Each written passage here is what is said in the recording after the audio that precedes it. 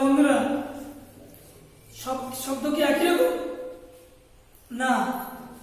আচ্ছা, পায়ে যে নুপুর থাকে, পায়ে যে নাচার সময় ঘুঙুর বাঁধে, কুকুর ডাকে, এই যে একটু আগে আমরা দেখলাম বাঁশি বাজাচ্ছে একজন বাঁশিওয়ালা, আবার হারমোনিয়াম বাজায় গান করে, শব্দগুলো কি এক? না। তাহলে শব্দ এক নয়, অর্থাৎ শব্দের ধরন, বিভিন্ন ধরনের শব্দ আছে, তা কোনোটি শুনতে ভালো লাগে, কোনোটি খারাপ লাগে। তাহলে আমরা যা কিছু শুনি তাই কিন্তু শব্দ, আর এই শব্দের কারণে আমাদের মাথায় ব্যথা হতে পারে। হ্যাঁ, ঠিক বলছো। সত্যি যদি শুনতে ভালো না লাগে তাহলে কিন্তু বিরক্তহীন, অর্থাৎ কোল মেলে। এই যে দুই বন্ধু কি করতেছে, এখানে কিছু বলছে, কথোপকথন হচ্ছে, দুজন ব্যক্তির মধ্যে যে আলাপ আলোচনা বা আলাপচারিতা, হ্যাঁ, এখানে কিন্তু শব্দের সৃষ্টি হচ্ছে। অর্থাৎ অনেকে বলে ফোন করলে আমি শুনতে পাচ্ছি না, জোরে বলো, অর্থাৎ তুমি কিন্তু শব্দ আসতে করতেছে। হ্যাঁ, অনেক সময় বলি যে ভলিউমটা একটু বাড়িয়ে দিন। তাহলে মুখ থেকে শব্দের সৃষ্টি হয়। শুধু কি মুখ থেকে হয়, অন্য কোথাও থেকে হয় না? হ্যাঁ, হয়। তাহলে দেখি, এই যে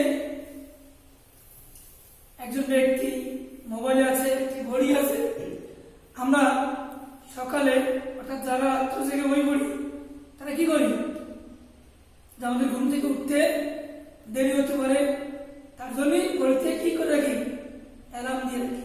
কেন? তাড়াতাড়ি ওঠা যায়। তাহলে এই যে ঘড়ির অ্যালার্মে ঘুম থেকে ওঠে, এটাও কিন্তু এক ধরনের শব্দ। অ্যালার্মের ফলে কি যে সৃষ্টি হয়েছে শব্দের। এখন দেখো, এটি কিসের শব্দ, মানে কি করতে যিনি বাঁশি বাজাচ্ছে। এই তিনজন, একজন হারমোনিয়াম, একজন গিটার, একজন তবলা, এই গানের এগুলো থাকে, গান কি শুনতে ভালো লাগবে? হ্যাঁ, ভালো লাগবে। তাহলে এই শব্দকে কি বলতে পারি? বলতে পারি বাঁশির সুর, হারমোনিয়াম শব্দ শ্রুতি মধুর, অর্থাৎ যেগুলো শুনতে ভালো লাগে, কর্কশ নয়, সেগুলো হচ্ছে শ্রুতি মধুর। তাহলে আমরা যে সকল শব্দ শুনতে পাই তার মধ্যে আছে কিছু আছে শ্রুতি মধুর, কিছু আছে বিরক্তিকর। যেগুলো শুনতে ভালো লাগে বারবার, সেগুলো হচ্ছে শ্রুতি মধুর। আর যে সকল শব্দ কানের মধ্যে একটা বিরক্তিকর শব্দ সৃষ্টি করে, অর্থাৎ কুকুরটাকে ঘেউ ঘেউ করে, অথবা ছাগল, অথবা তোমাদের বাড়িতে যখন বিল্ডিং করে, বিল্ডিং এ যে রডগুলো কাটে মিস্ত্রিরা, দেখবো একটা বিরক্তিকর শব্দ সৃষ্টি হয়, এলোমেলো। হ্যাঁ, আমরা দেখবো এটা কিসের শব্দ? ধরো তুমি বই পড়তেছ, বই পড়ার সময় তোমাদের বাড়িতে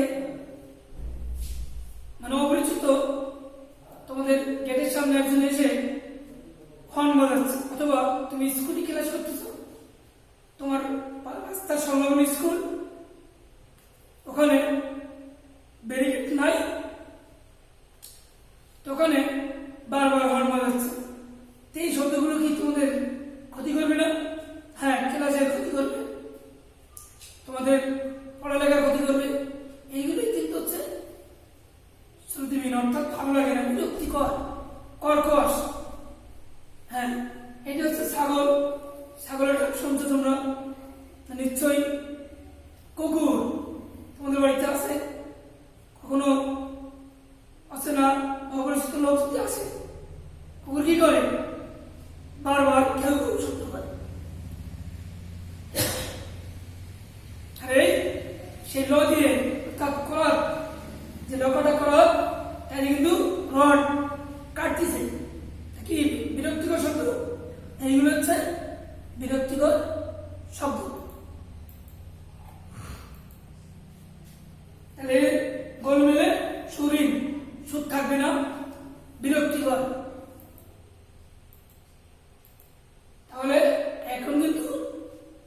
দেখাইছি তোমাদের শব্দ কিভাবে সৃষ্টি। আমি আর একটু জিনিস তোমাদেরকে ভালো করে বোঝাই। আমার হাতে একটি গ্লাস আর একটি স্কেল। তাহলে ওখানে দেখিয়েছিলাম যে তোমাদের স্কুলের দপ্তরে কি বাজাচ্ছে, অর্থাৎ বেল। বেল বাজালে কিন্তু ওখানে শব্দ সৃষ্টি হচ্ছে। স্যার শব্দ কিভাবে সৃষ্টি হয়? হ্যাঁ, তাহলে আমি যদি এই গ্লাসটাকে ছোট্ট করে আঘাত করি, তোমাদের বাড়িতে তোমাদের বাড়ি গিয়ে আসছি দেখবা গ্লাস আছে স্টিলের, গ্লাস অথবা থালা অথবা কাঁসার কোনো জিনিস, ওটাকে মেজে ফেলে রাখতে পারো, ফেললে কিন্তু ভেঙে যাবে, ফেলবে না, হাতে ধরে আস্তে করে এরকমভাবে টক্কা দেবে বা বাড়ি দেবে, দেখবে গ্লাসটা কিন্তু কাঁপবে।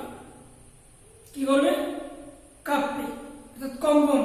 এই কম্পনের থেকে কিন্তু শব্দের সৃষ্টি হয়। আমরা যে কথা বলছি আমাদের এখানে স্বরনালীর এখানে অর্থাৎ শ্বাসনালীর এবার দুপাশে এখানে কিন্তু কাঁপতেছি, এই কম্পনের থেকে কিন্তু শব্দের সৃষ্টি হচ্ছে। ওকে, এখন কথা হলো এই যে শব্দ, আমি যে কথা বলছি তোমরা শুনতে পাচ্ছ, তাহলে এটা যাচ্ছে কিভাবে? বাতাসের মাধ্যমে। বাতাসে যাচ্ছে তো ফাঁকা, কিভাবে যাচ্ছে? একটা মাধ্যম তো দরকার, বাতাস। দেখো আমরা ছোটবেলায় এরকম ধরনের গুণোত্তর পেঁচা কি করতাম, এক পাশে মেঝে খলবা আর এক মাথায় দুই মাথায় দিয়ে একজন কি বলতাম হ্যালো হ্যালো, আরেকজন কি করতো শুনতে পাচ্ছ হ্যাঁ, অর্থাৎ এর ভিতর দিয়ে শব্দ চলাচলের একটা মাধ্যম রয়েছে। তবে এই স্প্রিংটা দিয়ে এক মাথায় আমি যদি আঘাত করি আর এক মাথায় কান দিয়ে পেতে দেখলে যে কম্পন হবে, সেই কম্পন থেকে কিন্তু শব্দের সৃষ্টি হবে। তাহলে বন্ধুরা আসলে দেখি যে শব্দ সঞ্চালন কিভাবে সঞ্চালিত হয়। হ্যাঁ, আমরা জানি কম্পনশীল বস্তু শব্দ সৃষ্টি করে, শ্রোতার নিকট এই শব্দ কি করে পৌঁছায়। যেমন আমি এখানে কথা বলছি, তোমরা আমার খেলা শুনতে পাচ্ছ, তাহলে এই যে কথাটা শুনতে পাচ্ছ, কিভাবে শুনতে পাচ্ছ? ঠিক, তাহলে আমরা একটি পরীক্ষার সাথে দেখি কোন বাদ্যযন্ত্রের কম্পনশীল, আমি তোমাদেরকে একটু আগে দেখাইছি একটি তার, এই তারটাকে যদি আঘাত করি তাহলে কিন্তু কাঁপবে, অর্থাৎ কম্পন হবে। এই কোন বাদ্যযন্ত্রের কম্পনশীল তার বা কোন সুরশলাকার কম্পনশীল বাহু, এদের চারিপাশে অর্থাৎ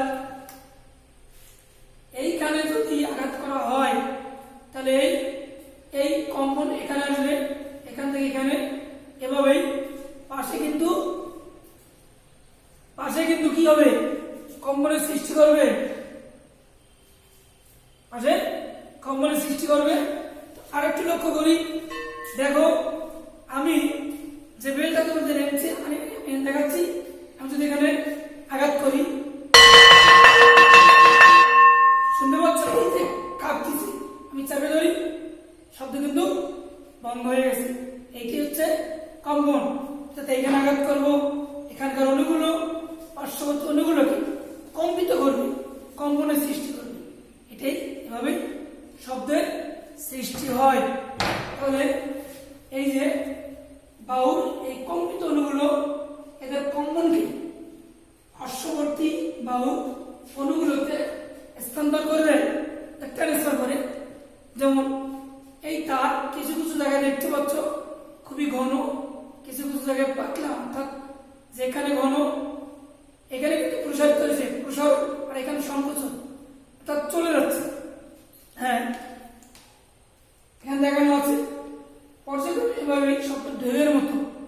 তোমাদের বাড়িতে যে পুকুর আছে সে পুকুরের এক কোনায় যদি একটা বড় ঢিল মারো, দেখ তরঙ্গ সৃষ্টি হবে, ওয়েভ বা তরঙ্গ ঢেউ। সেই ঢেউয়ের কথা বলছি, ঢেউয়ের মতো উচ্চ থেকে শ্রোতার নিকট পৌঁছায়। অর্থাৎ এখানে আমি দেখাইছি কিছু ঘন কিছু পাতলা, এই যে সংকোচন এই প্রসারণ, যেখানে কিন্তু পাতলা এটা প্রসারণ, যেখানে ঘন এটা হচ্ছে সংকোচন। তাহলে এই নিকট পৌঁছাচ্ছে এভাবেই কোন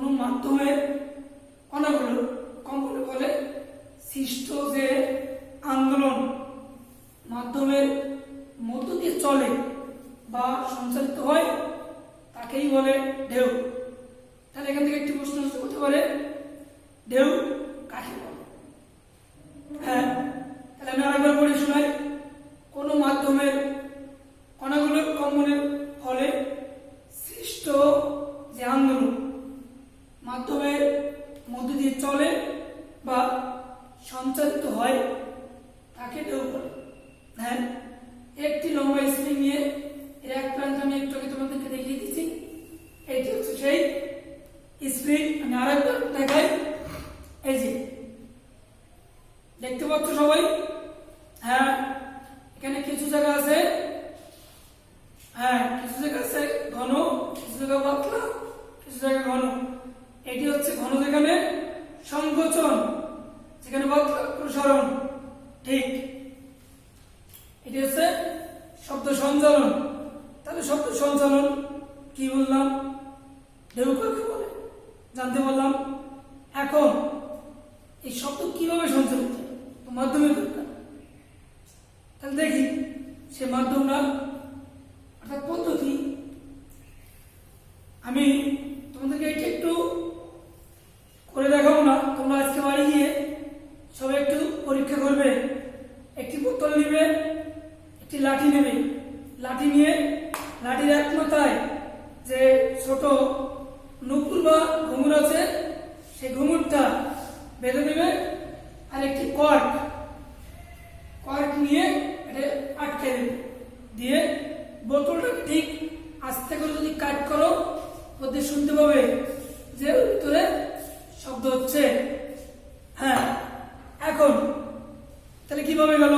ওখানে বায়ু আছে বিদায় শব্দ চলাচল করতে পারতেছে, অর্থাৎ বায়ুর মাধ্যমে শব্দ চলাচল করে। এখন এই বায়ুটাকে আমি শূন্য করে ফেলি। কিভাবে করবো? বোতলের যে সিপিটা লাগানো ছিল ওটাকে আমি খুলে একটু উঁচু করে রাখি, রেখে মোমবাতি দিয়ে তলে তার জালের উপরে বোতলটা রেখে হালকা করে মোমবাতিতে তাপ দেয়। তো ওর ভিতরে যে বায়ুটা ছিল কিন্তু আস্তে আস্তে কিন্তু বেরিয়ে যাবে।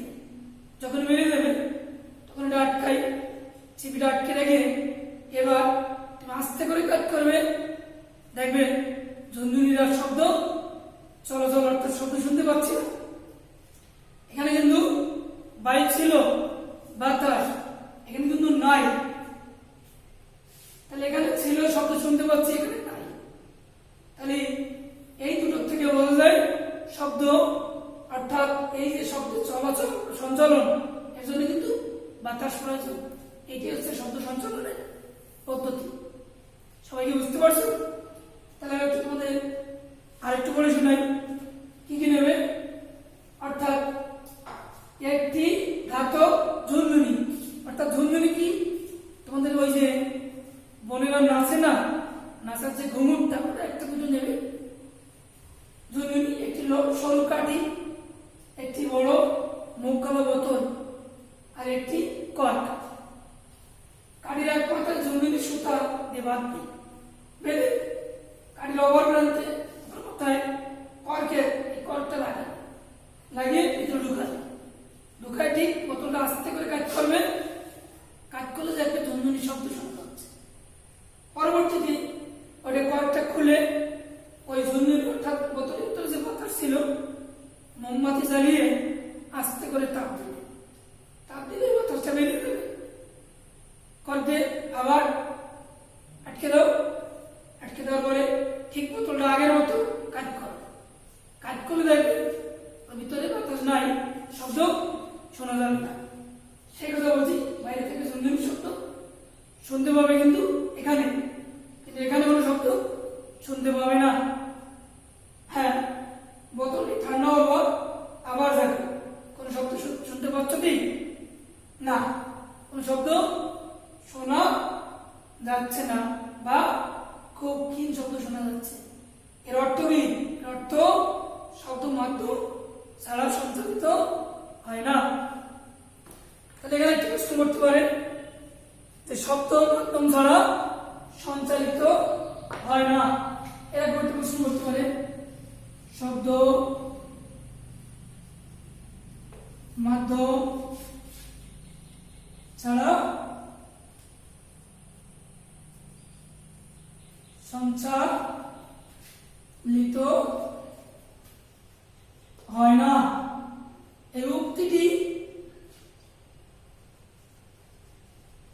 ব্যাখ্যা করো। এরকম ধরনের প্রশ্ন তোমাদের কিন্তু 9 নম্বরে থাকবে, ঠিক আছে? হ্যাঁ, অথবা শব্দ মাধ্যম দ্বারা শব্দ সঞ্চালিত হয় না কেন, ব্যাখ্যা করো। ওকে, সবাই লিখছো? ধন্যবাদ, সকলকে ধন্যবাদ।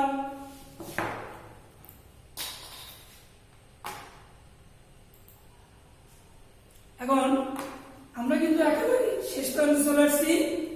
শিক্ষার্থী বন্ধুরা, আজকের বাড়ি থেকে আমরা কতটুকু জ্ঞান আমাদের অর্জিত হয়েছে সেটি আমরা আজকে একটু শিখব। আমাদের শ্রবণের অনুভূতি জায়গায় কোনটি?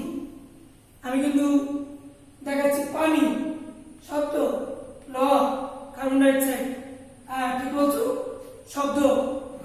কোনটি? শব্দ। ওকে, তো সঠিক। এবার বাঁশির সুর ও হারমোনিয়ামের সুর, এটি কিসের শব্দ? শ্রুতি মধুর, ঐশী শব্দ, বিরক্তি শব্দ, বিস্ফোরণ। শ্রুতি মধুর, ঠিক। পরবর্তী দেখি বিরক্তিকর। হ্যাঁ, বিরক্তিকর। আমি একটু আগে তোমাদেরকে বলছি, কি বলছি, যে কুকুরের শব্দ, ছাগলের ডাক, কুকুরের ডাক, মাইকের শব্দ, লকাটা, এই শব্দগুলো বাদে আর কি কোনো বিরক্তিকর শব্দ আছে? হ্যাঁ, অর্থাৎ তুমি বই পড়তেছো, তোমার আগামীকাল পরীক্ষা, পাশের বাড়িতে কারো জন্মদিন হচ্ছে বা শুভ বিবাহ, আনন্দ উল্লাস করতেছে, এটাও একটি বিরক্তিকর। তাহলে বিরক্তিকর শব্দ কোনটি? বাঁশির সুর, গাড়ির হর্নের শব্দ, হারমোনিয়াম, সুরলা সঙ্গীত, গাড়ির হর্ন। শব্দ সৃষ্টির কারণ কোনটি? বস্তুর কম্পন, বস্তুর গতি, বস্তুর স্থিতি, বস্তুর প্লবতা। অর্থাৎ এটা তোমরা উপরে যে শিখতে পারবে, প্লবতা কি? বস্তুর কম্পন। আমি যেটা একটু আগে দেখেছি, একটি গ্লাস, তারপর কি দেখেছিলাম? একটি বেল। বেল থেকে হ্যাঁ, একটি শব্দ, অর্থাৎ কম্পনে বলে। ঠিক। শিক্ষার্থী বন্ধুরা, একেবারে শেষ প্রান্তে তোমরা সবাই যার খাতায় বাড়ির কাজটি লিখে নাও। হ্যাঁ, আমি বলতেছি, তোমাদের চারপাশে যে নানা রকম শব্দ শুনতে পাও, তার মধ্যে কোনগুলো সুরযুক্ত, অর্থাৎ কোনগুলো শুনতে ভালো লাগে, কোনগুলো সুরহীন মানে বিরক্তিকর, তার একটি তালিকা তৈরি করে আনবে। আমি আরেকবার বলছি, তোমাদের চারপাশে যে নানা ধরনের শব্দ সৃষ্টি হয়, এর ভিতরে কোনগুলো শ্রুতিমধুর, কোনগুলো সুরহীন বা বিরক্তিকর, তার একটি তালিকা তৈরি করে তোমরা আমাদের স্কুলে যে মেসেঞ্জার আছে সেখানে পাঠিয়ে দিবে। ওকে, তাহলে আজকে ক্লাস সকলকে ধন্যবাদ।